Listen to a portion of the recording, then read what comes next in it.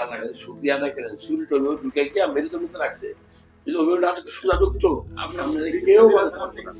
হ্যাঁ কাপড় কাটা সিটের বড়গুলা ওগুলো এরকম না না না ওই যেখানে মারছে ওই জায়গার পিছনে আছে কি লিভার এবং ফুসফুস যদি লিভার এবং ফুসফুস মুক্ত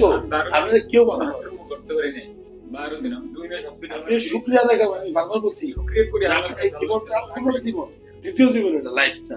আমার এই ক্যাঙ্গের সার্টিফিকেট আমি দিয়েছি 41 দিন